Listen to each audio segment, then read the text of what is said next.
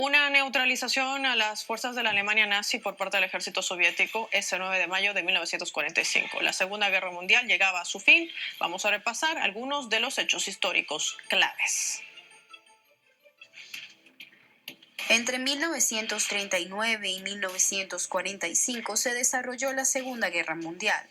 Durante 6 años, ejércitos de más de 70 países participaron en combates por tierra, mar y aire divididos en dos grandes bloques. Se enfrentaron las potencias del eje, conducidas por la Alemania nazi, la Italia fascista y el Japón imperial, contra los denominados países aliados, donde estaban incluidos Francia, Reino Unido, Estados Unidos y la Unión Soviética.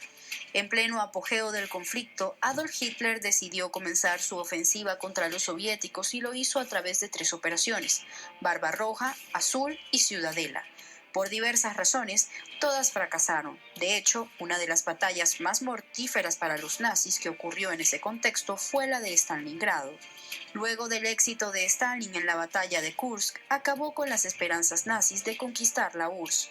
Desde entonces, el avance de las tropas soviéticas por el este fue imparable. El desembarco aliado en Normandía en junio de 1944 propició que el Ejército Rojo diera comienzo a la Operación Bagration. Dicha ofensiva impidió a los alemanes enviar sus divisiones a Francia, por lo que no logró contener los nuevos ataques de los aliados.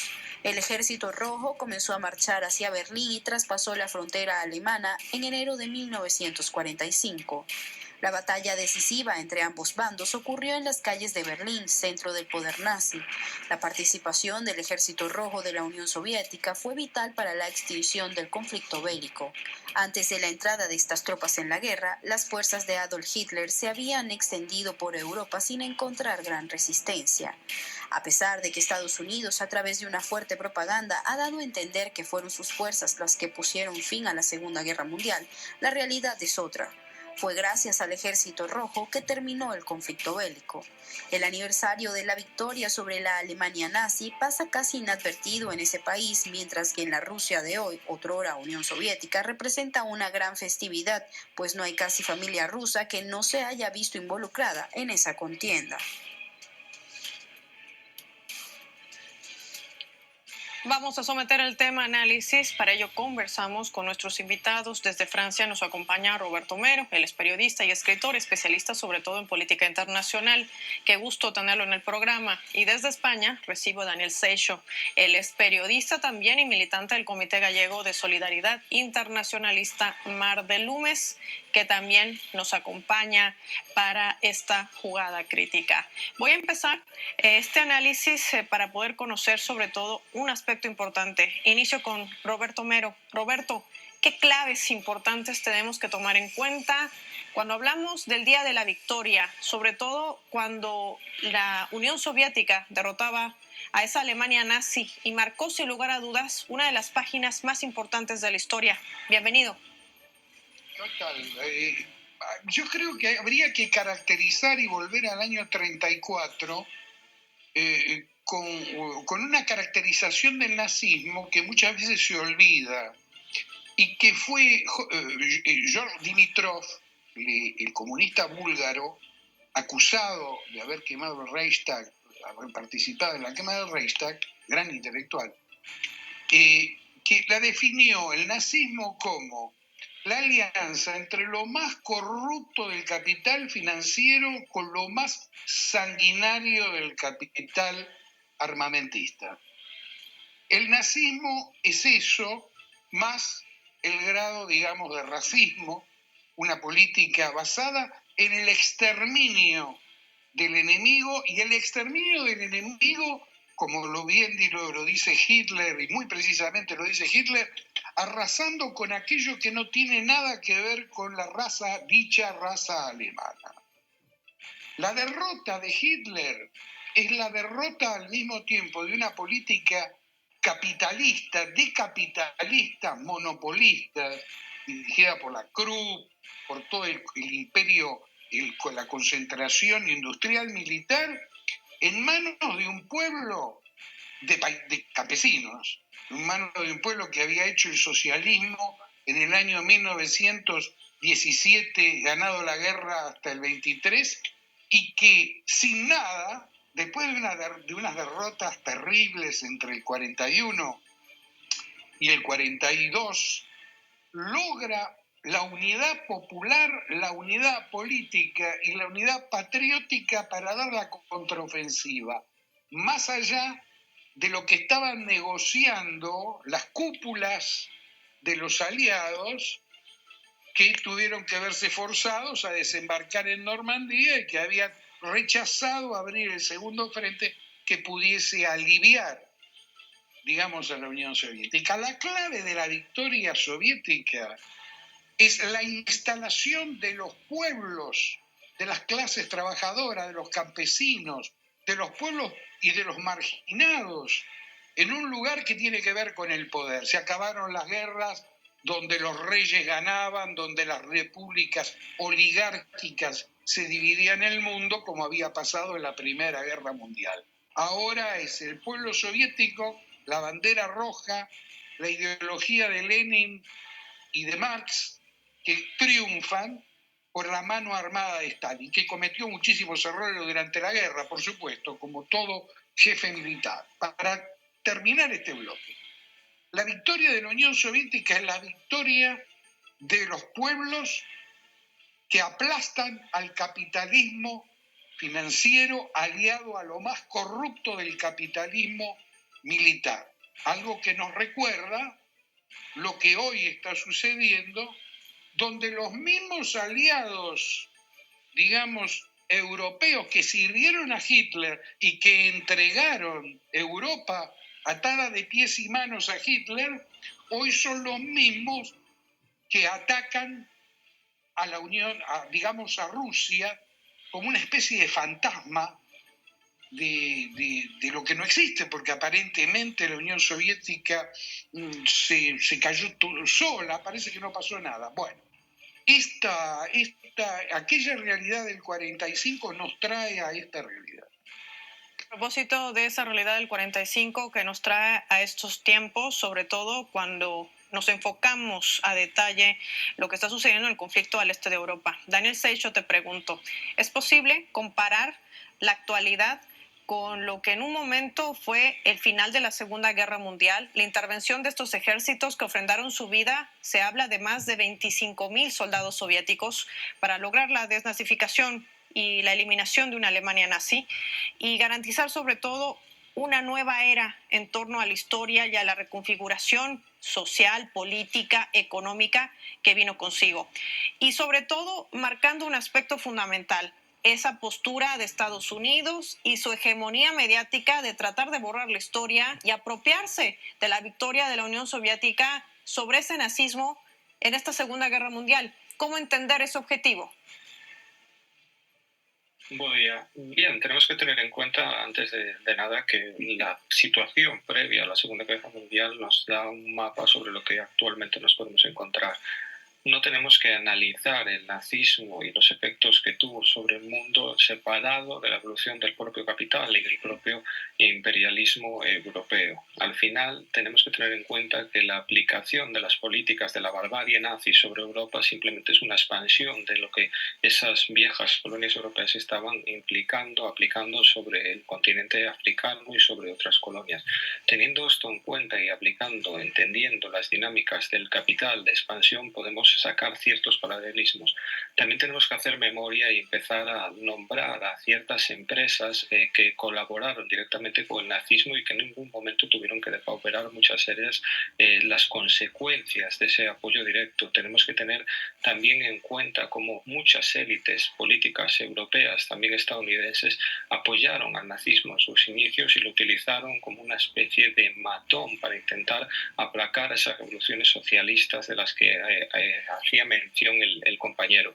Son muchas las similitudes que podemos encontrar y son pocas las lecciones quizás que hemos sacado a lo largo de la historia.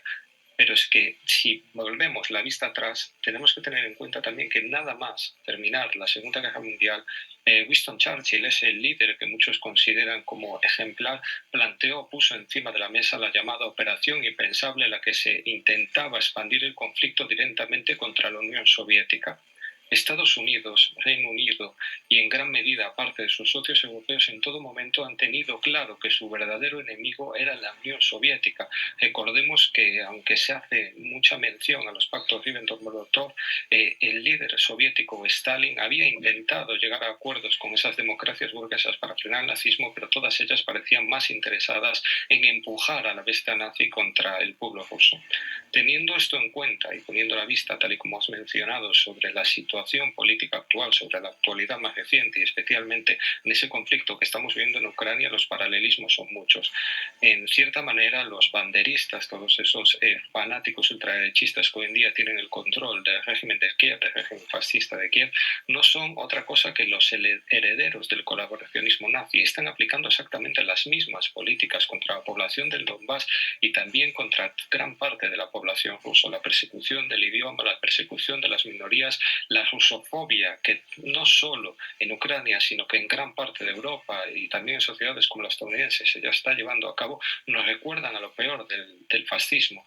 Estamos viendo cómo se producen atentados contra minorías, se intentan hacer atentados terroristas contra líderes políticos que no siguen el dictado de Washington, y todo esto tiene unos ecos del pasado que se pueden explicar simplemente porque no hemos sacado las lecciones oportunas.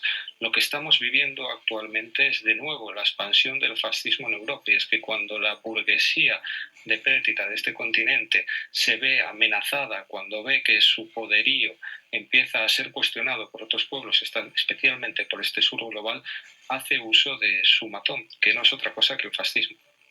A propósito de esto, hay una pregunta que también queda sobre la mesa y me gustaría poder visualizar escenarios. Roberto Meru, y también va la pregunta para Daniel Seixo, porque me imagino que esto también abre un debate interesante. Esa ideología de supremacía, ¿qué tanto ha evolucionado en estos últimos tiempos, sobre todo de la mano de las nuevas tecnologías? Hablamos de armamento nuclear, hablamos de posiciones que además están enmarcadas en una élite de Occidente que está generando guerras, genera caos, genera además invasiones, y con ello no solamente queda allí, queda el hecho también de las famosas sanciones, que no son otra cosa que una guerra económica para seguir dominando y manteniendo su hegemonía. ¿Crees que el hecho de que varias potencias aún mantengan esta ideología, la apliquen en supremacía, sea un riesgo latente para la civilización humana? Yo voy a responder con una realidad que es la que vivimos en París, digamos, en el día de estos días. Ninguna mención de la victoria sobre el nazismo en los medios de comunicación masivos. Ninguna. Ningún acto digno de su nombre. Sí, fascistas manifestando adelante del Consejo Municipal parisino. Sí, fascistas y nazis manifestando y obligando al intendente de una pequeña ciudad que quería recibir inmigrantes, abrir un centro de inmigrantes, una política nacional, le quemaron la casa. Sí, la política guerrerista sin tener los medios. La diferencia entre aquello y esto es que aquello ya pasó, que los pueblos ya no creen en eso, que hay una gran lucha interna y que los medios no han logrado convencer. Es cierto, en el año 1946, 72% de los franceses creían y estaban convencidos de que la Unión Soviética había ganado la guerra. Hoy, solamente 25% de los franceses creen en eso. Es decir, la guerra ideológica llevada a cabo contra el comunismo, contra los pueblos, contra la Unión Soviética y hoy contra Rusia, tiene su muestra y su cara amarga en esto que la gente piensa. Pero la diferencia es que el guerrerismo de aquella época hace muy fácil que los medios de comunicación de masas occidentales se hable de ir a morir, ir a matar a los rusos, y a Putin. El problema es, ¿quién está decidido de ir a morir por Zelensky? ¿Quién está decidido a ir a morir por Kiev? Es esto donde estamos ahora parados y donde hay que librar una guerra ideológica. El tema racista se ha desplazado de los judíos y los cígaros, se ha desplazado hacia los pueblos árabes y hacia los pueblos negros, pero ya existía. El racismo es la forma, digamos, inmediata de mover lo más profundamente inmundo que puede haber en todo ser humano. Pero hoy las políticas llevadas a cabo por la Unión Europea, a diferencia de lo que le pasó a Hitler, es que cuentan con el repudio masivo de los pueblos del planeta que ya se expresan. El planeta en la época en la cual Hitler ataca a la Unión Soviética, el planeta tenía 2.000 millones de personas, no más.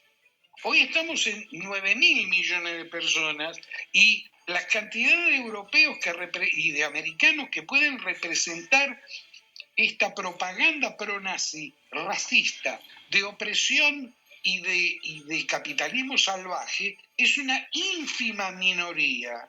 Ya cayó un Hitler y de la manera que cayó esa punta de flecha, esa punta de lanza del capitalismo financiero e industrial armamentista que fue Hitler, también van a caer, y yo esta es mi confianza, también van a caer y van a ser develados sus herederos directos, los Biden, los Macron, herederos muchas veces con otro tipo de discurso, pero digamos herederos de la consigna principal, hay que aplastar a los pueblos. Esto ya pasó. Y Ucrania es el campo de batalla ideológico y militar de esta lucha que esta vez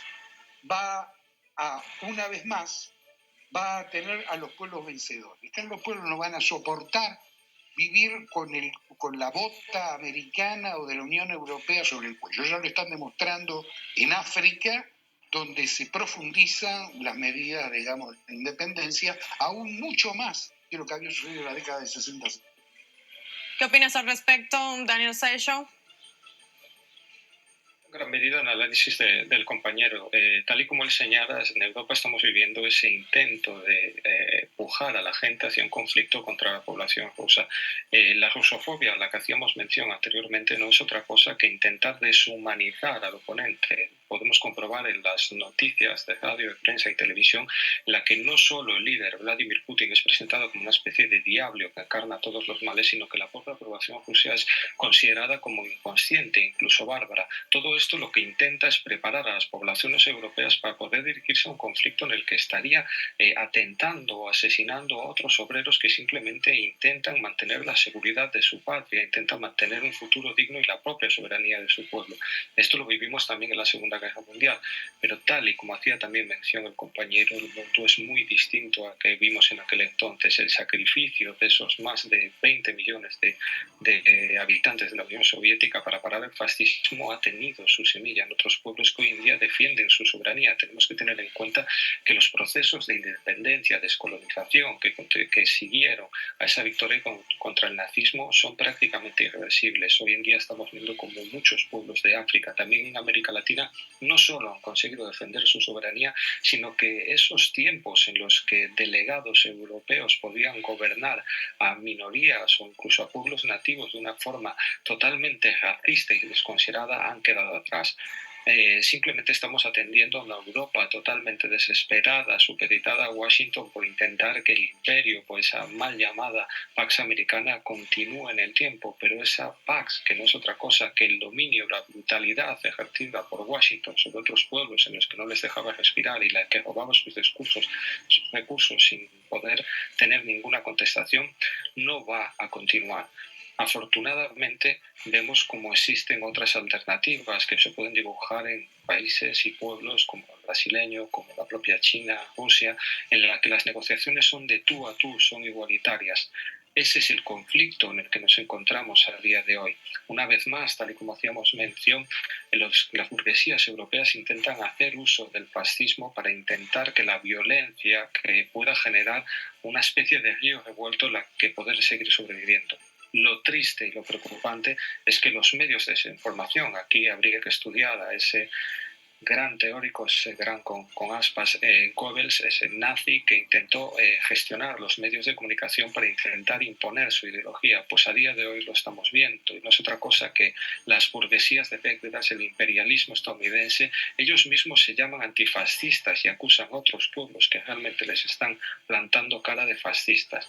Es todo lo contrario. Poblaciones como la de Donbass utilizaron el antifascismo, el recuerdo a esta gran guerra patria, a todos los sacrificios que ellos vivieron en primera línea para oponerse a los herederos del fascismo, a los colaboracionistas nazis ucranianos, y esto tenemos que tenerlo siempre claro, tenemos que tener clara la verdad, conocer la historia, y esto evitará que de nuevo se repita lo peor o una de las peores páginas de la humanidad. Quiero agradecerle y ha sido un placer haber conversado tanto con Roberto Mero como con Daniel Seixo. Muy interesantes las posturas y planteamientos que nos hacen en torno a este 9 de mayo, el Día de la Victoria, que puso fin al nazismo en Alemania y que marca sin lugar a dudas los ejes del mundo que actualmente vivimos. Gracias a ambos por su tiempo para Telesur. A usted que está en casa, le pido que se mantenga en línea con nosotros. Cuando regresemos vamos a profundizar el tema de análisis. Nuestro invitado ya se encuentra en piso. No sin antes reiterarle nuestra jugada estratégica.